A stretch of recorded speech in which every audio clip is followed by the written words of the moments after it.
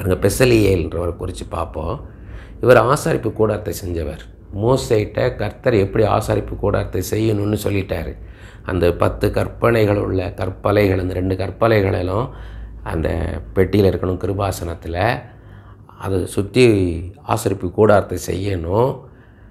அதை எப்படியெல்லாம் செய்யணும், என்னென்ன துணியில் செய்யணும், என்னென்ன கலரில் செய்யணும், அந்த நூல் என்ன கலரில் இருக்கணும், அந்த துணி எந்த சைஸில் இருக்கணும், அதை இணைக்கக்கூடிய வளையங்கள்லாம் என்ன உலோகத்தில் செய்யப்படணும், எல்லாத்தையுமே மோசேக்கு கர்த்தர் விரிவாக சொல்லிட்டார். அதை செஞ்சும் காமிச்சிட்டார். ஏன்னா மறுபடியும் வேதத்தில் பார்த்தீங்கன்னா, நான் உனக்கு காண்பித்த மாதிரியின்படியே, நான் உனக்கு காண்பித்த மாதிரியின்படியேன்றார். அப்போ எல்லாத்தையும் செஞ்சு காமிச்சிட்டார். சீனாய் மலையில் வச்சு மோசைக்கு எல்லாத்தையும் செஞ்சு காமிச்சிட்டாரு. இப்போ மோசை போய் செய்யணும் அதை. அப்போ ஆண்டவர் சொல்கிறாரு, உன்னை சுற்றி 6 லட்சம் புருஷர்கள் இருக்காங்க, மொத்தம் கிட்டத்தட்ட 20 லட்சம் ஜனங்க இருக்காங்க, அதில் புருஷர்கள் மாற்றம் 6 லட்சம் பேர் இருக்காங்க, யாரை கொண்டு செஞ்சிடாத, அதுக்குன்னு பிரத்யேகமாக ஒருத்தரை நான் வச்சுருக்கேன்றார். அது யாருன்னா அதான் பெசலியேல். யாத்திரா 31 அதிகாரம் 1 முதல் 6 வசனங்கள். பின்னும் கர்த்தர் மோசேயை நோக்கி, நான் யூதாவின் கோத்திரத்தில் ஊருடைய மகனான ஊரியின் குமாரன் பெசலியேலை பேர் சொல்லி அழைத்துன்னா ஆல்ரெடி ஐ ஹவ் சூஸ்ன்றார், நான் தெரிந்தெடுத்து வச்சிருக்கிறேன்றாரு. வினோதமான வேலைகள்னால் இது சாதாரண வேலை இல்லை, இது வினோதமானது. It is not an usual work, it is an unusual ஒர்க்குன்றார். இது எல்லோரும் செய்ய முடியாது, இது வினோதமான வேலைன்றார். யோசித்து செய்யணும், சும்மா ஏதோ செஞ்சிட முடியாது, அதை யோசித்து செய்யணுன்றார். அதுக்கு யோசனை அவசியம்ன்றார். பொன்னிலும் வெள்ளியிலும் வெண்கலத்திலும் வேலை செய்கிறதற்கும், இரத்தினங்களை முத்திரை வெட்டாக வெட்டி பதிக்கிறதற்கும், மரத்தில் சித்திர வேலைகளை செய்கிறதற்கும். பாருங்கள் எப்படிலாம் சொல்கிறார் பாருங்கள். ரத்தினங்களை ஜெம் ஸ்டோன்ஸ், அதை எப்படி கட் பண்ணணும், அதை எப்படி செட் பண்ணணுன்றதெல்லாம் ஞானம் வேணுன்றாரு. அது சாதாரண எல்லோரும் செஞ்சிட முடியாது. மரத்தில் சித்திர வேலைகளை செய்யணும், மரத்தில் குடைஞ்சி அதை என்ன பண்ணணும், அதில் சித்திர வேலைகள் செய்யணும். மற்றும் சகலவித வேலைகளையும் யூகித்து செய்யணுன்றார். இமேஜினேஷனை சொல்கிறார். முதல்ல திங்க் பண்ணணுன்றாரு, அன்யூஷுவல் ஒர்க்குன்றாரு. இங்கே இமேஜினேஷன் வேணுன்றார். இது எப்படி செஞ்சால் எப்படி இருக்கும் அப்படின்னு இமேஜின் பண்ணணுன்றார். யூகித்து செய்ய வேண்டிய ஞானமும் புத்தியும் அறிவும் அவனுக்கு உண்டாக, ஞானம் வேணுன்றாரு, புத்தி வேணுன்றாரு, அதை புரிஞ்சு செய்யணுன்றாரு, அது குறித்து அறிந்து செய்யணுன்றார், அதை யோசித்து செய்யணும், யூகித்து செய்யணுன்றார். அவனை அதற்காக என்ன பண்ணாராம், பெசலியேலை தேவாவினால் நிரப்பினேன்றார். என்னுடைய ஆவினாலே நிரப்பியிருக்கிறேன், என்னுடைய ஞானம் அறிவு புத்தினாலே நான் நிரப்பியிருக்கிறேன்றார். அடுத்த வசனம் பார்த்தீங்கன்னா 6வது வசனம். மேலும் தான் கோத்திரத்துள்ள அகிசாமாகின் குமாரனாகிய அகோலியாபையும் அவனோட துணையாக கூட்டினது மன்றி, அகோலியாபை அசிஸ்டண்ட்டாக வைக்கணுன்றார், வேறு யாரும் அசிஸ்ட் பண்ண முடியாதுன்றார். ஏன்னா அவனுக்கும் இதே மாதிரி கிருபை வேணும், இதே மாதிரி ஞானம் வேணும், புத்தி வேணும், அறிவு வேணும், யோசிக்கணும், யூகிக்கணும், இமேஜினேஷன் வேணும், திங்க் பண்ணணும். ஞான இருதயமுள்ள யாவருடைய இருதயத்திலும் ஞானத்தை அருளினேன், நான் உனக்கு கட்டளிட்ட யாவையும் அவர்கள் செய்வார்கள். அந்த ஒரு பெரிய டீம் சொல்கிறார். இவங்கெல்லாம் வைஸ் பீப்புள், ஞானம் இருதயம்ன்றாரு, ஸ்பெஷல் ஸ்கில்ன்றார். இங்கிலீஷ் பைபிளில் ஸ்பெஷல் ஸ்கில்ன்றார். எல்லோரும் செய்ய முடியாது, இது சாதாரண வேலை இல்லைன்றார். இன்றைக்கி மியூசிக் வாசிக்கிறவங்கெல்லாம் அப்படி தான், பாடுறவங்கெல்லாம் அப்படி தான். ஒருத்தவங்க நல்லா சிறப்பாக பாடுறாங்க, சிறப்பாக மியூசிக் வாசிக்கிறாங்க, நல்லா பெயிண்ட் பண்ணுறாங்க, நல்லா சிற்பம் செதுக்குறாங்க, நல்லா கதை கவிதை எழுதுகிறாங்க, நல்லா டீச் பண்ணுறாங்கன்னா அதுக்கு சிறப்பான ஞானத்தை கர்த்தர் கொடுக்குறார். இப்போ சாதாரணமாக ஒரு பாட்டை நம்ம பாடலாம். ஒரு தாய் தேற்றுவது போல் என் நேசர் தேற்றுவார், ஒரு தாய் தேற்றுவது போல் என் நேசர் தேற்றுவார், மார்போடு அணைப்பாரே மனக்கவலை தீர்ப்பாரே, மார்போடு அணைப்பாரே மனக்கவலை தீர்ப்பாரே. இது பாட்டு தான். ஆனால் இது எப்படி ஞானமாக பாடுறது அப்படின்னா, எப்படி சிறப்பாக பாடுவது? நல்ல குரல் வளம் இருக்கலாம், ஆனால் அது எப்படி சிறப்பாக பாடுறது அப்படின்னா, அந்த பாட்டு வரிகளை உணர்ந்து பாடணும். ஒரு தாய் தேற்றுவது போல். ஒரு மனுஷனுக்கு எப்போ ஆறுதல் தேறுதல் தேவைப்படும்னா, மிகவும் உடைந்து போய் நொறுங்கி போய் இருக்கும் பொழுது அவனுக்கு அப்போ தான் தேவை. எனக்கு தெரிஞ்ச ஒரு திரைப்படத்துறையில் உள்ள ஒரு மிகப்பெரிய நிபுணர் அவர். அவருடைய ஒரே மகள் இறந்துட்டாங்க, மாடியிலேருந்து கீழே விழுந்து இறந்துட்டாங்க. அப்போ ஒரு தாய் தகப்பனுக்கு எப்படி இருக்கும்? ஒரு வாலிப வயதில் ஒரு மகளை இழந்தவங்களுக்கு துக்கம் எப்படி இருக்கும்? அப்போ அவங்கள போய் நான் சந்திக்கும் பொழுது, ஆண்டவரே நான் என்ன வார்த்தைகள் உங்கள்கிட்ட நான் பேசணும் ஆண்டவரே, வார்த்தைகள் இல்லை. ஏன்னா யாராலையும் அவங்கள சமாதானம் பண்ண முடியல. இன்னொரு திரைப்பட இயக்குனர் தான் என்னை வர சொன்னார். நீ வாயானார். நீ வா அப்படின்னு. எதுக்கு சார்? நான் என்ன பண்ண போகிறேன்னு. இல்லை, நாங்கள்லாம் எவ்வளோ கதை எழுதியிருக்கிறோம், எவ்வளோ வசனம் எழுதியிருக்கிறோம், ஆனால் ஒரு ஆறுதலான வார்த்தை எங்களால் சொல்ல முடியலை. ஏன்னா சின்ன வயசில் ஒரு குழந்தை இறந்துருந்துன்னா இன்னொரு குழந்தைய ஆண்டவர் தருவார்னு சொல்லலாம். ஒரு கார் ஆக்சிடெண்ட் ஆகிருந்ததுன்னா பணத்தை இழந்திருந்தா இன்னொரு கார் வாங்கிக்கலாம்னு சொல்லலாம். பணம் வரும் போகும் அப்படின்னு சொல்லி ஏதோ ஒன்று சொல்லி நம்ம ஆறுதல் படுத்தலாம். ஆனால் ஒரு வாலிப வயதில், திருமண வயதில் ஒரு பெண்ணை இழந்திருக்கிறார், ஒரு மகளை இழந்திருக்கிறாங்க தாய் தகப்பன். அவங்கள எங்களால் ஆற்றி தேற்ற முடியலை, அழுகிறாங்க, எங்களால் தாங்க முடியலை. நானும் ஒரு வாலிப பிள்ளைக்கு தகப்பேன். நீ வா. நான் வந்தால் எப்படி சார், நான் என்ன பேச முடியும்னு கேட்கும்போது அவர் சொன்னார், நீ வந்தால் இயேசு பேசுவார், உன்கிட்ட இயேசு பேசுவார், நீ அதை அவன்கிட்ட பேசுவேன். இயேசுவால் தான் அவங்கள ஆட்டி தேற்ற முடியும். நான் போய் அவளை சந்திக்கும்போது, அந்த தாயை பார்க்கும்போது எனக்கு மனது அவ்வளோ கஷ்டமாக இருந்தது. ஒரு வாலிப மகளை இழந்து நிற்கிற ஒரு தாயின் உள்ளம் எவ்வளோ உடைஞ்சு போயிருக்கும். கண்ணீரோடு நிற்கிற, இருதயத்தில் நொறுங்கி போயிருக்கிற அந்த தாய்க்கு ஆண்டவரே நான் பேசுவேன், வார்த்தைகளை தாருமாப்பான்னு கேட்கும்போது இயேசு கிறிஸ்து என்று சொன்ன காரியம் ஒரு தாய் தேற்றுவது போல் தேற்று இந்த பாட்டை பாடினார். அப்போ வெறுமனை நான் ஒரு தாய் தேற்றுவது போல் என் நேசர் தேற்றுவார் அப்படி வரல. அது ஞானம் இல்லை, வெறும் பாட்டு பாடுறது. அந்த சூழ்நிலைக்கு ஏற்ற, அந்த இருதயத்துக்கு ஏற்ற ஒரு மருந்து போல் இருக்கணும், காயத்தை ஆற்றுகிற மருந்தாக. அதை எப்படி பாட வச்சாருன்னா, கர்த்தருக்கு தான் மகிமை. நான் என்னக்காக சொல்லலை, அந்த பாட்டுக்காக சொல்லலை, கர்த்தருடைய நாம மகிமைப்படும்படியா. ஒரு தாய் தேற்றுவது போல் என் நேசர் தேற்றுவார். ஒரு தாய் தேற்றுவது போல் என் நேசர் தேற்றுவார். மார்போடு அணைப்பாரே, மனக்கவலை தீர்ப்பாரே. மார்போடு அணைப்பாரே, மனக்கவலை தீர்ப்பாரே. ஒரு தாய் தேற்றுவது போல் என் நேசர் தேற்றுவார். கரம் பிடித்து நடத்துவார், கண்மலை மேல் நிறுத்துவார். கரம் பிடித்து நடத்துவார், கண்மலை மேல் நிறுத்துவார்.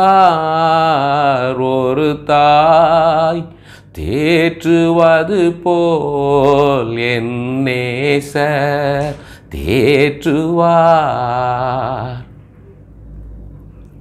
அப்போ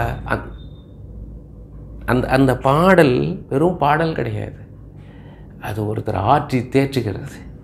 ஒரு மனக்கவலையோட, மனசில் சோர்ந்து போய், அண்ணாளை யோசித்து பாருங்கள். 1 Samuel 1 அதிகாரத்தில் பல வருடங்களாக குழந்தை இல்லாமல் சோர்ந்து போயிருக்கிறாங்க. நான் மனக்லேசம் உள்ள ஸ்திரீ, நான் மன விசாரம் உள்ள ஸ்திரீன்னாங்க. ஏலியால் புரிந்து கொள்ள முடியலை. அப்படிப்பட்ட இருதயம் உள்ளவங்களுக்கு, நொறுங்குண்ட இருதயம் உள்ளவங்களுக்கு ஆறுதலான வார்த்தை சொல்கிறது தான் ஞானம். அதுக்கு தான் ஞானம். ஏதோ சும்மா பேசுகிறது கிடையாது, சும்மா பாடுறது கிடையாது. நம்ம கிராமத்தில் நான் சின்ன வயசில் பார்த்துருக்குறேன். இப்போ கிராமத்தில் எப்படி இருக்குன்னு தெரியல. இப்போ என்ன பண்ணுறாங்கன்னா, பட்டணத்தில் சின்ன பிள்ளைகளை தங்க கூடையே படுக்க வச்சுக்கிறாங்க, கட்டில் படுக்க வச்சு அது தூங்குது. ஆனால் பழைய காலத்தில் பார்த்திங்கன்னா மரத்தில் ஒரு சேலையை கட்டி அந்த சேலையில் தொட்டில் கட்டி அந்த சேலையை தொட்டில் கட்டி அதுக்குள்ளே அந்த பிள்ளையை படுக்க வச்சுருப்பாங்க. அதை அப்படியே ஆட்டுவாங்க, இடது பக்கம் வலது பக்கமாக ஆட்டுவாங்க. ஆராரோ ஆரீரோ என் கண்ணே நீ தூங்கு ஆராரோ. அந்த பாட்டை கேட்டே அந்த பிள்ளை அந்த ஆட்டத்துக்கு அந்த பாட்டுக்கும் அப்படியே தூங்கும். அப்போ அது ஒரு தாலாட்டுக்குனா அந்த தாலாட்டுக்கு எப்படி பாடணுன்றதுக்கு ஒரு ஞானம் இருக்குது. ஒரு சந்தோஷமான நேரத்தில் ஒரு பாட்டு பாடணுன்னா அதை எப்படி பாடணும், சந்தோஷமான நேரத்தில் எப்படி பாடணும், ஒரு துக்கமான நேரத்தில் எப்படி பாட்டு பாடணும், ஒரு வியாதியாக இருக்கிற நேரத்தில் அவங்களுக்கு ஜெபிக்கும்போது எப்படி ஞானமாக ஜெபிக்கணும், அந்த இடத்துல எப்படிப்பட்ட பாடல்கள் தெரிந்தெடுத்து பாடணும், அதுதான் ஞானம். ஒரு காரியத்தை நம்ம எப்படி செய்கிறோன்றதான். நீங்கள் ஒரு வீட்டில் ஒரு குழம்பு வைக்கிறீங்க, ஒரு ரசம் வைக்கிறீங்க, அது எப்படி ஞானமாக செய்கிறீங்க. எல்லார் வீட்லேயும் குழம்பு வைக்கிறாங்க, எல்லார் வீட்லேயும் காஃபி போடுறாங்க, டீ போடுறாங்க, எல்லோரும் ஒரே மாதிரியே போடுறோம் இல்லை. ஒவ்வொருத்தரும் ஒவ்வொரு விதத்தில் போடுறீங்க. உங்களுக்குன்னு ஒரு டேஸ்ட் இருக்குது, உங்களுக்குன்னு ஒரு பக்குவம் இருக்குது. இந்த அளவுக்கு இதில் இனிப்பு இருக்கணும், இந்த இடத்துல இவ்வளோ கசப்பு இருக்கணும், இந்த அளவுக்கு இதில் துவர்ப்பு இருக்கணும், இந்த இடத்துல இவ்வளோ காரம் இருக்கணும். இப்படி இருந்தால் தான் இதில் ஒரு பூரணமான உணவு வரும், சிறப்பான ஒரு உணவு வரும்னு சமைக்கிறீங்க பாருங்க. அதுதான் ஞானம். எப்படி நீங்கள் வீட்டில் ஒரு வேலையை செய்கிறீங்க, உங்கள் வீட்டை எப்படி வச்சுக்கிறீங்க, அதில் தான் ஞானம் தெரியும். உங்கள் அறிவை எப்படி பயன்படுத்துகிறீங்க, அதுதான் ஞானம். நம்ம பார்த்திங்கன்னா நம்ம யூகிக்கிறதுன்றோம். யூகிக்கிறது எப்படின்னா யோசிக்கிறது, யூகிக்கிறது. ஏன்னா நம்ம பிள்ளைக்கு ஒரு காரியத்தை நீங்கள் செய்கிறீங்க, ஒரு படிக்க வைக்கிறீங்கன்னா அந்த பிள்ளைக்கு என்ன படிப்பு படித்தா அது ஈடுபாட்டோடு படிக்கும், எதில் அது ஆர்வமாக இருக்குதுன்னு பார்க்கணும். இப்போ கணக்கு இருக்குது, இயற்பியல் இருக்குது, வேதியியல் இருக்குது, அது மேக்ஸ், ஃபிசிக்ஸ், கெமிஸ்ட்ரி இருக்குது, காமர்ஸ் இருக்குது, கம்ப்யூட்டர் சயின்ஸ்னு இருக்குது, ஆர்கிடெக்சர்னு இருக்குது, இன்ஜினியரிங் இருக்குது, மெடிக்கல்னு இருக்குது, பல துறைகள் இருக்குது. உங்கள் பிள்ளைகளுக்கு எதில் ஆர்வமாக இருக்கிறாங்க அதை நம்ம பார்க்கணும், அதை குறித்து நம்ம யோசிக்கணும். ஏதோ ஒரு படிப்பை படிக்கட்டும்னு உள்ள விடக்கூடாது. அப்போ அந்த பிள்ளைகளோடு உட்காந்து பேசி அந்த பிள்ளைகளுக்கு எதில் ஆர்வமாக இருக்கிறாங்கன்னு பார்க்கணும். அப்போ ஆர்வமாக இருக்கிறாங்கன்னா, இப்போ மியூசிக்கில் ஆர்வமாக இருக்காங்கன்னா என்ன மாதிரி இன்ஸ்ட்ருமெண்ட்டு வாசிக்கிறதுல அவங்க இன்ட்ரெஸ்ட்டாக இருக்கிறாங்க, ஆர்வமாக இருக்காங்கன்னு பார்க்கணும். கிட்டார் வாசிக்கிறது இல்லையா, வயலின் வாசிக்கிறது இல்லையா, பியானோ வாசிக்கிறது இல்லையா, சாக்ஸோஃபோன் வாசிக்கிறது இல்லையா, அதை நம்ம பார்த்து அந்த துறையில் அவங்களுக்கு நல்ல பயிற்சியை கொடுக்கணும். ஏன்னா அவங்களுக்கு ஆர்வத்தை கர்த்தர் கொடுத்துருக்கிறார். நம்மளாக அதை ஏற்படுத்த முடியாது, நம்மளாக அதை ஏற்படுத்த முடியாது, ட்ரெயின் பண்ண முடியாது. அது அவங்களுக்குள்ளே கர்த்தர் கொடுத்துருக்கிறார். அவங்களுக்குன்னு ஒரு ரசனை இருக்குது. அப்போ எதை அவங்க செய்த ஆர்வமாக செய்வாங்க, ஈடுபாட்டோடு செய்வாங்க. இன்வால்மெண்ட் வேணும். அப்படி இன்வால்மெண்ட் இருந்தால் தான் டெடிகேஷன் வரும். ஹார்ட் ஒர்க் பண்ணுவாங்க. கடினமான வேலையாக இருந்தாலும் ஆர்வமாக இருக்கிறதுனால அதை நல்லா செய்வாங்க. அப்படி அந்த துறையில் கொண்டு போகணும். அதுக்கப்புறம் அவங்க எப்படி வரணும் பின்னாடி, அதான் யூகிக்கிறது. பின்னாடி அவங்க எப்படி வரணும் அப்படி யோசிக்கணும். அன்றாட வாழ்க்கையிலையும் இப்போ ஒருத்தர் அனுப்புகிறீங்க, ஒரு பிரயாணம் போகணும். இப்போ சென்னையிலேருந்து நீங்கள் கன்னியாகுமரிக்கு போகணும். அப்போ ட்ரெயினில் டிக்கெட் புக் பண்ண சொல்லி ஒருத்தர் கொடுத்து அனுப்புகிறீங்க, பணத்தை கொடுத்து. அவங்கள்ட்ட சொல்லி அனுப்பணும். என்ன சொல்லி அனுப்பணும், ஒருவேளை அந்த ட்ரெயினில் கிடைக்கலன்னா, அந்த குறிப்பிட்ட ட்ரெயினில் கிடைக்கலன்னா என்ன பண்ணணும், அதுக்கு அடுத்து வேறு ட்ரெயின் எங்கே இருக்குது அந்த ட்ரெயினில் ட்ரை பண்ணணும். அதுவும் கிடைக்கலன்னா பஸ்ஸில் எப்படி ட்ரை பண்ணணும், எந்த பஸ்ஸில் போய் வாங்கணும், அந்த பஸ்ஸுலேயும் புக் பண்ணும்போது ஃப்ரண்ட் சீட்டா சென்ட்ரு சீட்டா பார்த்து பண்ணணுன்ட்டு. நீ சொல்லாமல் அனுப்பிச்சி அவங்க பேக் சீட்டில் பண்ணிட்டாங்கன்னு வைங்க, கடைசி சீட்டில் பஸ்ஸில் கடைசி சீட்டில் உங்களுக்கு புக் பண்ணிட்டு வந்துட்டாங்க. அப்போ நீங்கள் போகும்போது என்ன ஆகுங்கன்னா, ஒவ்வொரு மேடு பள்ளமும் நீங்கள் அது குதித்து போகும்போது உங்களால் நிம்மதியாகவே இருக்க முடியாது. 16 மணி நேரம் இங்கேருந்து ட்ராவல் பண்ணணும். 16 மணி நேரமும் நீங்கள் சீட்டை பிடிச்சிட்டு உட்காந்துருக்கணும். இதுதான் யூகிக்கிறதுன்னு. பின்னால் நடக்கக்கூடிய காரியத்தை முன்னாடியே யோசித்து செய்யணும். ஒரு பஸ்ஸுக்கு போகிறீங்க, பஸ்ஸில் ஏறும்போது நிச்சயமாக கண்டக்டர்கிட்ட டிக்கெட் வாங்கணும். அப்போ அந்த சேஞ்சு நம்ம கையில் இருக்கணும். அப்போ என்ன பண்ணணும், முன்கூட்டியே வீட்டிலேருந்து கிளம்பும்போதே அந்த ரூபாக்கெல்லாம் தனியாக எடுத்து வைக்கணும். 10 ரூபா, 20 ரூபா, 50 ரூபா, 100 ரூபா, 200 ரூபா அப்படின்னு சொல்லி தனித்தனியாக எடுத்து வச்சுருக்கணும். இவ்வளோ கொடுத்தா எவ்வளவு நீ கேட்கணும், எவ்வளோ கொடுக்கணும், எவ்வளோ கொடுக்கல் வாங்கல் இருக்குன்றத நம்ம முன்னாடி யோசித்து அதை எடுத்து வச்சுருக்கணும். நிறைய பேர் பார்த்திங்கன்னா பஸ்ஸில் இவங்க கூட்டத்தில் போவாங்க, இவங்க நல்லா தெரியும் கூட்டத்தில் போவாங்க, அந்த கண்டக்டர் வந்துக்கிட்டே இருப்பார். அவர் கிட்ட வர வரைக்கும் அந்த பணத்தை எடுத்து தயாராக வைக்க மாட்டாங்க. கிட்ட வரும்போது பார்த்திங்கன்னா அப்போ தான் செல்ஃபோன் அடிக்கும். அவங்க செல்ஃபோன் அடித்த உடனே அந்த செல்ஃபோன் எடுத்து பேச போவாங்க. இப்போ எது முக்கியம், அந்த கண்டக்டர்கிட்ட வந்துட்டார், டிக்கெட்டை வாங்கணும். டிக்கெட் வாங்கலைன்னா அடுத்த ஸ்டாப்பில் டிக்கெட் செக்கிங் இன்ஸ்பெக்டர் வந்தாங்கன்னா யார் மாட்டுவா?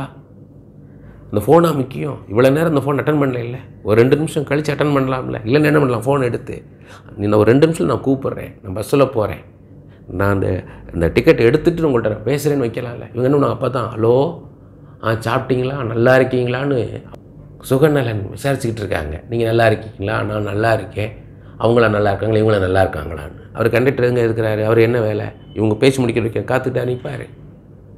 இதுதான் ஞானம்.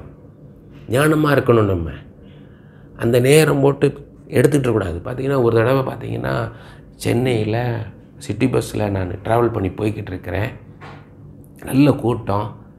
அப்போ இங்கே மிச்ச ஊர்களெல்லாம் கண்டக்டர் வந்து சீட்லேயே வந்து டிக்கெட் கொடுப்பாங்க. ஆனால் சென்னையில் கண்டக்டர் ஒரு இடத்துல தான் உட்காந்துருப்பார். கடைசியில் எல்லோரும் அந்த பாஸ் பண்ணி தான் நம்ம டிக்கெட்டை வாங்கிக்கிடணும். நான் அடுத்தவர்கிட்ட கொடுக்கணும், அடுத்தவர்கிட்ட கொடுப்பார், அவர்கிட்ட அப்படி பாஸ் பண்ணி கடைசியாக கண்டக்டர்கிட்ட போகும். திரும்ப அவர் டிக்கெட் அப்படி பாஸ் பண்ணி அனுப்புவார். ஒருத்தர் மாற்றி ஒருத்தர் நம்ம கைக்கு வரும். இப்படி தான் இங்கே டிக்கெட் வாங்குறது, கொடுக்கறது, வாங்குறது எல்லாமே. கண்டக்டர் ஏத்தாப்பில் ஒருத்தர் நின்று செல்ஃபோன் பேசிகிட்டு இருக்கிறார். நல்லா படித்தவராக தர்றாரு, நாகரிகமாக ட்ரெஸ் பண்ணியிருக்கிறாரு, செல்ஃபோனில் பேசிட்டே வர்றார். இவர் கண்டக்டர் சொல்கிறாரு, ஃபோன்லாம் அப்புறம் பேசலாம், செல்ஃபோன்லாம் அப்புறம் பேசலாம், முன்னாடி போங்க, செல்ஃபோன்லாம் அப்புறம் பேசலாம், முன்னாடி போங்க. இவர் கேட்கவே இல்லை, இவர் பேசிக்கிட்டே இருக்கார். அப்போ நான் யோசித்தேன், ஏன் அவர் ஃபோன் பண்ணுறாரு, அவர் ஃபோனில் அவர் பேசுகிறார், அது ஏன் கண்டக்டருக்கு இவ்வளவு தொந்தரவாக இருக்குது அப்படின்னு நினச்சேன். கொஞ்ச நேரம் கழித்து பார்த்தீங்கன்னா அந்த ஃபோன் பேசிகிட்டு இருந்தவர் இப்படியே சட்டை பாக்கெட்லாம் தடவி பார்க்குறார், பேண்ட் பாக்கெட்லாம் தடவி பார்க்குறார், சுற்றி பார்த்துட்ருக்கார், தேடுறாரு எதையோ. இப்போ கண்டக்டர் சொல்கிறாரு, பிக் பாக்கெட் அடிக்கிறவங்க, திருடுறவன் ஏற்கனவே திருடிட்டு போயிட்டான்றார். அவருடைய அந்த பர்ஸு போயிடுச்சு, பணம் போயிடுச்சு, கிரெடிட் கார்டு, டெபிட் கார்டு, அவர் ஆஃபீஸில் ஒரு பேங்க்கில் வேலை பார்க்குறாரு, அந்த பேங்க்கில் வேலை பார்க்குறாரு, அந்த ஐடென்டி கார்டு முதல் கொண்டு போயிடுச்சு, எல்லாமே போயிடுச்சு. அப்போ நம்ம ஞானமாக இருக்கணும். பொது இடத்துல நம்ம இருக்கும் பொழுது எப்படி இருக்கிறோம் அப்படின்றத நம்ம யோசித்து யூகித்து அங்கே நம்ம நடக்கணும். இதுக்கு தான் ஆண்டவர் நம்மளுக்கு ஞானத்தை கொடுக்குறார். அந்த இடத்துல எப்படி ஞானமாக இருக்கணும்ன்ட்டு. ஒரு சமயம் பார்த்திங்கன்னா ஒருத்தர் ஒரு வீட்டுக்கு போகிறார், அவருடைய நண்பர் வீட்டுக்கு. சின்ன பாப்பா வாசலில் நிற்கிது. அது வந்து சத்தமாக சொல்லுது அவங்க வீட்டுக்குள்ளே, அம்மா அடிக்கடி வந்து தொந்தரவு பண்ணுவார்னீங்களே அந்த அங்கிள் வந்திருக்கிறாரு. அதுக்கப்புறம் சொல்லுது, அது வந்தாருன்னா போகவே மாட்டார்ல, சாப்பிடாமல் போக மாட்டார்னீங்கள அந்த அங்கிள் வந்து நிற்கிறாரு. எப்படி பாருங்கள். அப்போ நம்ம அடிக்கடி ஒருத்தன் வீட்டுக்கு கால் போகாத அப்படின்னு பைபிளில் போட்டுருக்குது, அவன் சலித்து போயிடுவான். அப்போ நம்ம ஞானமாக நடக்கணும். ஒரு பேச்சாக இருக்கட்டும், பேசும்போது ஞானமாக பேசணும். ஒரு சமயம் பார்த்திங்கன்னா எனக்கு என்னுடைய மூத்த சகோதரி பல ஆண்டுகளுக்கு முன்னாடி நடந்தது. நான் இப்போ சின்ன வயசு, அப்போ நான் 6ஆம் கிளாஸ் படிக்கிறேன். அப்போ எங்கள் மூத்த சகோதரியை பெண் பார்க்க வந்திருந்தாங்க. அவங்க வெளியூர்லேருந்து வந்திருந்தாங்க, இன்னொரு மாநிலத்திலேருந்து. அவர் இன்ஜினியர் வேலை பார்த்துட்டு இருந்தார். அவங்க எல்லாம் பேசிகிட்டு இருந்தாங்க. அப்போ எங்கள் அப்பா சாதாரணமாக ஏதாவது விசாரிக்கணுமேன்றதுக்காக, நீங்கள் இன்ஜினியரிங் 4 வருஷம் தானே படித்தீங்கன்னு கேட்டார். உடனே அவருக்கு கோவம் வந்துருச்சு. ஏன்னா அவர் நிறைய அரியர்ஸ் வச்சு நிறைய வருஷம் படிச்சிருப்பார் போல், அதனால தான் இந்த கேள்வி கேட்குறாருன்ட்டு கோபிச்சுக்கிட்டு பொண்ணை பிடிச்சிருந்தாலும் இந்த கல்யாணம் வேணான்ட்டு போயிட்டார். எங்கள் அப்பா என்ன பண்ணியிருக்கணும், சாதாரணமாக கேட்டிருக்கேன். எங்கள் அப்பாவை குறை சொல்கிறக்காக சொல்லலை, ஒரு சாதாரண பேச்சு, யோசிக்காமல் பேசுறதுனால அந்த கல்யாணம் நின்று போச்சு. எனக்கு இந்த பொண்ணு எனக்கு வேணான்ட்டு போயிட்டார். பொண்ணு பிடிச்சிருந்தாலும் இந்த மாதிரி கேள்வி கேட்டனால எனக்கு வேணான்ட்டார். அப்போ நம்ம என்ன கேட்கணும், அங்கே வெயில் எப்படி, அங்கே மழையெல்லாம் எப்படி நல்லா பெய்யுதா, அப்படி ஏதோ ஒன்று சாதாரணமாக பேசணும். அதை யோசித்து பேசணும். நம்ம ஒன்று பேசும்போது இந்த பேச்சு அவங்களுக்குள்ள என்ன விளைவை உண்டாக்கும், அவங்களுக்கு கோபத்தை உண்டாக்குமா, எரிச்சலை உண்டாக்குமா, வருத்தத்தை உண்டாக்குமா அப்படின்னு நம்ம யோசித்து பேசணும். சாதாரண ஒரு பேச்சு தானே நம்ம பேசிடக்கூடாது. இதைத்தான் வேதம் முழுவதும் கர்த்தர் எழுதி வைத்திருக்கிறார். நம்ம ஞானமாக இருக்க கர்த்தர் விரும்புகிறார். பாருங்கள், அந்த பெசலியலை குறித்து சொல்கிறார் பாருங்கள். யாத்திரா 35ஆம் அதிகாரம் 34வது வசனம், அவன் இருதயத்திலும், அதாவது பெசலியேல் இருதயத்திலும், தான் கோத்திரத்து அகிசாமாகின் குமாரனாகிய அகோலியாபின் இருதயத்திலும் போதிக்கும் வரத்தையும் அருளினார். தி எபிலிட்டி டு டீச். மற்றவங்க கற்றுக் கொடுக்கணுனாலும் ஞானம் அவசியம். சாதாரணமாக எல்லோரும் கற்றுக் கொடுக்க முடியாது. எல்லோரும் இப்போ கார் ஓட்டுவாங்க. ஆனால் சிலருக்கு தான் மற்றவங்களுக்கு கார் ஓட்ட கற்றுக் கொடுக்கக்கூடிய ஞானம் இருக்கும். எல்லோரும் கற்றுக் கொடுக்க முடியாது. சில பேர் நல்லா மியூசிக் வாசிப்பாங்க, நல்லா பாடுவாங்க. ஆனால் மற்றவங்களுக்கு அந்த மியூசிக் வாசிக்கவோ பாட்டு பாடவோ கற்றுக் கொடுக்க முடியாது. அதுக்கு பிரத்யேகமான ஞானம் வேணும். நீதிமொழிகள் 16:21 இருதயத்தில் ஞானம் உள்ளவன் விவேகி எண்ணப்படுவான், உதடுகளின் மதுரம் கல்வியை பெருக பண்ணும். இருதயத்தில் ஞானம் உள்ளவன் விவேகி எண்ணப்படுவான். விவேகம்ன்றதை குறித்து பின்னால் பார்ப்போம். விவேகம்னா ஒரு காரியம் எப்படி போய் முடியும், இப்படி போனால் எப்படி போய் முடியும், இப்படி போனால் அது எப்படி போய் முடியும் அப்படின்னு பின்னாடி முடிவை யோசித்து அதுக்கேற்ற விதத்தில் தன் நடையை ஆரம்பிக்கிறவன் தான் விவேகி. இருதயத்தில் ஞானம் உள்ளவன் விவேகி எண்ணப்படுவான். அவன் நம்மள்கிட்ட ஞானம் இருந்தால் விவேகமாக நடப்போம்ன்றார். நம்ம செய்கிற காரியம் தொடக்கத்தை காட்டில் முடிவு சரியாக இருக்கும். உதடுகளின் மதுரம் கல்வியை பெருக பண்ணும். அப்படின்னா நம்ம பேச்சு மற்றவங்களுக்கு கல்வியை கொடுக்கும், மற்றவங்க கற்றுக்கொள்வாங்க. ஈராம் அபின் ஏன்னா சாலமோனுடைய தேவாலயத்தை கட்டுறதுக்காக கர்த்தரால் பயன்படுத்தப்பட்ட ஒரு பாத்திரம். எப்படி பெசலியேல ஆசரிப்பு கூடாரத்துக்காக பயன்படுத்தினாரோ அப்படி போல் அந்த தேவாலயத்தை கட்டுறதுக்கு இந்த ஈராம் அபியை கர்த்தர் பயன்படுத்தினார். 1 ராஜாக்கள் 7:13-14 ராஜாவாகிய சாலமோன் ஈராம் என்னும் ஒருவனை தீருவிலிருந்து அழைப்பித்தான். இவன் நப்தலி கோத்திரத்தானாகிய ஒரு கைம்பெண்ணின் மகன். விதவைன்றதை சொல்கிறார், கைம்பெண்ணின் மகன். இவன் தகப்பன் தீரு நகரத்தானான கண்ணான். இவன் சகலவித வெண்கல வேலையும் செய்யத்தக்க யுக்தியும் புத்தியும் அறிவும் உள்ளவனாயிருந்தான். இவன் ராஜாவாகிய சாலமோனிடத்தில் வந்து அவன் வேலையெல்லாம் செய்தான். Skilled person. யுக்தின்னா ஒரு டெக்னிக்கு. சில பேர் பார்த்தீங்கன்னா செய்கிறது அவங்க சிறப்பாக செய்வாங்க, செய்யும்போதே பார்த்துக்கிட்டே இருக்கலாம், அவ்வளோ அழகாக செய்வாங்க. அதுக்குன்னே அவங்க அந்த ஞானமாக செய்வாங்க, அதை பிரத்யேகமாக செய்வாங்க. அதை செய்யும்போதே நம்மளுக்கு அது சந்தோஷமாக இருக்கும். சிறப்பாக செய்வாங்க, நல்லா அண்டர்ஸ்டாண்ட் பண்ணி பண்ணுவாங்க, அதை தெரிஞ்சு செய்வாங்க, புரிஞ்சு செய்வாங்க. 2 நாளாகமும் 2:13-14 இன்னும் அதை திரும்ப சொல்கிறார் பாருங்கள். இன்னும் நல்லா புரிஞ்சுக்கலாம் நம்ம. இப்போதும் ஈராம் அபி என்னும் புத்திமானாகிய நிபுணனை. அவன் புத்திமான், ஒன்று புரிஞ்சு செய்கிறதில் அவன் தான் சிறப்பான ஆள், நிபுணன், அதில் எக்ஸ்பர்ட்ன்றார்.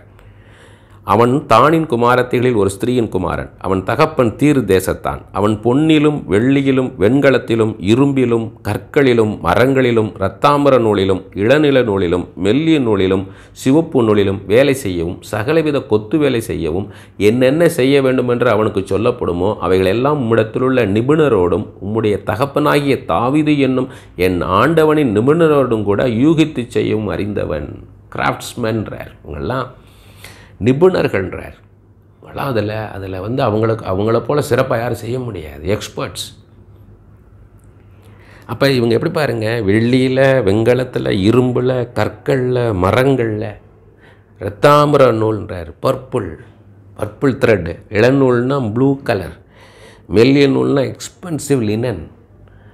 ரொம்ப இது மாதிரி சின்ன சின்ன நூல்களை வச்சு செய்கிறதில்ல சிறப்பானவங்கன்றார். சிறப்பானவன் இந்த ஈராம் அபின்றவன். Make any design you show him. அவன் எதையுமே செய்வான், என்ன கேட்குறையோ அதெல்லாம் செய்யக்கூடியவன். எப்படி பாருங்கள், எப்படிப்பட்ட ஆட்களை வந்து ஆண்டவர் தெரிந்தெடுத்து அவங்களை எப்படிப்பட்ட ஞானத்தை கொடுத்து பயன்படுத்துகிறாருன்னு.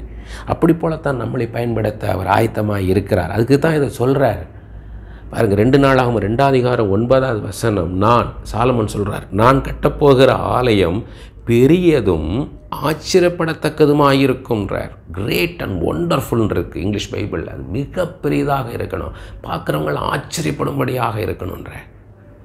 அப்படிப்பட்ட ஒரு ஆலயத்தை கட்டுறதுக்கு தான் அந்த ஈராம் அபி தான் சரியான ஆள்னு கொண்டு வரார். 2 நாளாம் 2ஆம் அதிகாரம் 11, 12 வசனங்கள். அப்பொழுது தீருவின் ராஜாவாகிய ஈராம் சாலமோனுக்கு பிரதியுத்தரமாக, கர்த்தர் தம்முடைய ஜனத்தை சிநேகித்ததினால் உம்மை அவர்கள் மேல் ராஜாவாக வைத்தார். கர்த்தருக்கு ஒரு ஆலயத்தையும் தமது ராஜரீகத்திற்கு ஒரு அரண்மனையும் கட்டத்தக்க யுக்தியும் புத்தியுமுடைய ஞானமுள்ள குமாரனை தாவீது ராஜாவுக்கு கட்டளையிட்டவராகிய வானத்தையும் பூமியும் உண்டாக்கின இஸ்ரவேலின் தேவனாகிய கர்த்தருக்கு ஸ்தோத்திரம் உண்டாவதாக. எப்படி சொல்கிறார் பாருங்க. இவ்வளோ பெரிய ஞானமுள்ள ஒரு ராஜாவை கர்த்தர் இஸ்ரவேலுக்கு வச்சார். இஸ்ரவேல் ஜனங்களை எவ்வளவாக நேசிச்சிருக்கிறார்ன்ற அந்த ராஜா. அப்படிப்பட்ட ஞானமுள்ள ராஜாவுக்கு ஞானமுள்ள வேலைக்காரர்களை கர்த்தர் கொடுக்கிறார். நம்ம ஞானமாக இருந்தால் உயர்ந்த ஸ்தானத்தில் கர்த்தர் உட்கார வைப்பார். யோசேப்பை போல, தானியேலை போல நம்மளை உயர்த்தி உட்கார வைப்பார். ஒரு நிமிஷம் இந்த ஞானத்துக்காக நம்ம ஜெபிப்போம். தொடர்ந்து இதை குறித்து நம்ம தியானிக்க போகிறோம். ஒரு நிமிஷம் இதுக்காக நம்ம ஜெபிப்போம். அன்பின் பரலோக தகப்பனே, ஞானத்தை விரும்பு, ஞானத்தை பற்றிக்கொள், தழுவிக்கொள். நீ ஞானமாக இருந்தேனா என் இருதயம் எனக்குள்ளே மகிழும்னு சொல்கிறீங்கப்பா. தகப்பனே, நம்முடைய பிள்ளைகளுக்கு அந்த அனந்த ஞானத்தை தாரும், தெய்வீக ஞானத்தை தாரும் தகப்பனே. இந்த உலக ஞானம் இல்லப்பா, தெய்வீக ஞானத்தை தாரும். பரத்திலிருந்து வருகிற உம்முடைய அந்த அனந்த ஞானத்தினாலே இந்த பிள்ளைகளை நிரப்புங்கப்பா. இன்றிலிருந்து இந்த பிள்ளைகளுடைய வாழ்க்கையில் இவங்க பேசுறது, செய்கிறது, உடுத்துறது, எதை செய்தாலும் அதை ஞானமாய் செய்ய, சிறப்பாய் செய்ய கர்த்தர் கிருபை பாராட்டும். உம்முடைய ஞானத்தின் ஆவியாலே நிரப்புங்க தகப்பனே. ராஜா அப்பா, கிருபை பாராட்டும், இரக்கம் பாராட்டும் அப்பா. கேளுங்கள் கொடுக்கப்படும்னு சொன்னீங்க அப்பா. சம்பூர்ணமாய் கொடுக்கிறவர்னு சொன்னீங்க அப்பா. ஒருவரையும் கடிந்து கொள்ளாதவர்னு சொன்னீங்க அப்பா. வேற்றுமை நிழல் இல்லைன்னு சொன்னீங்க அப்பா. நீர் இந்த பிள்ளைகளை நேசிக்கிறது உண்மைப்பா. இந்த பிள்ளைகள் மீது நீர் வைத்திருக்கிற அன்பு உண்மையானது, அது ஆழமானது தகப்பனே. அந்த அன்பின்படி கேட்கிறோம் தகப்பனே. அப்பா, ஒவ்வொரு பிள்ளை ஞானத்தின் ஆவியாலே நிரப்புங்கப்பா. ஞானமுள்ள பிள்ளைகளாய் தாங்கள் இருக்கிற இடத்துல இந்த பிள்ளைகள் வாழ கர்த்தர் கிருபை பாராட்டும் அப்பா. அந்த ஞானத்தை பார்ப்பார்கள், உம்மை பார்க்கட்டும் தகப்பனே. உம்முடைய நாமம் மகிமைப்படட்டும். இயேசுவின் நாமத்தில் ஜெபிக்கிறோம் பிதாவே. ஆமென், ஆமென்.